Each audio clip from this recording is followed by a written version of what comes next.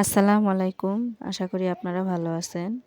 আজকে আমি নতুন রাঁধুনিদের জন্য খুব সহজে পোলাও ঝরঝরে এবং তুলতুলে হয় কিভাবে সেটাই আমি দেখাবো। আমি এখানে ৩ পট চাল নিয়েছি, খুব ভালো করে ধুয়ে ঝরিয়ে রেখেছি। এরপরে আমি গরম মশলা নিয়েছি, সাদা এলাচ, লং, ডালচিনি, তেজপাতা।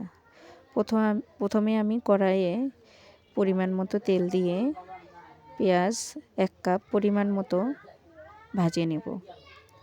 পেঁয়াজটাকে আমি খুব ভালো করে নেড়ে নেব। যতক্ষণ পেঁয়াজটা বাদামি কালার আসে নাই ততক্ষণ আমি পেঁয়াজটাকে এভাবে ভেজে নেব। দেখুন আমার পেঁয়াজটা বাদামি কালার হয়ে এসেছে। এরপরে আমি পেঁয়াজটাকে পিরিচে উঠায় রাখবো। কত সুন্দর লাগছে। আমি এখানে গরম মশলাটা তেলের মধ্যে দিয়ে দিচ্ছি। এরপরে আমি দিব ১ চা চামচ পরিমাণ মতো আদা রসুন বাটা।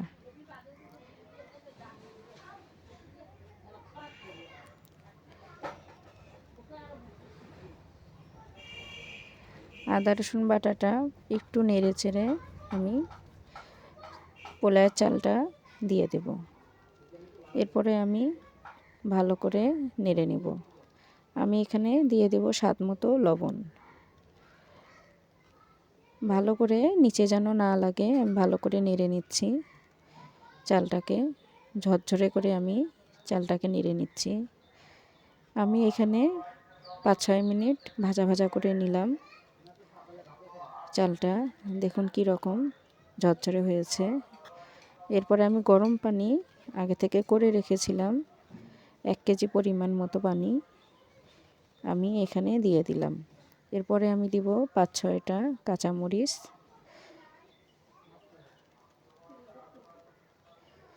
ঢাকনা দিয়ে দিব।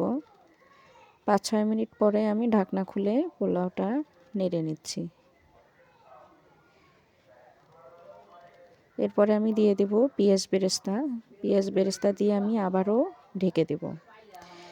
২-৩ মিনিট পরে আমি ঢাকনা খুলে পোলাওটা আমি নেড়ে নিচ্ছি। দেখুন কতটা সুন্দর ঝরঝরে এবং তুলতুলে হয়েছে। খেতেও অনেক মজা। আমি এখানে ঘি ব্যবহার করব না, আপনারা চাইলে ঘি দিতে পারেন।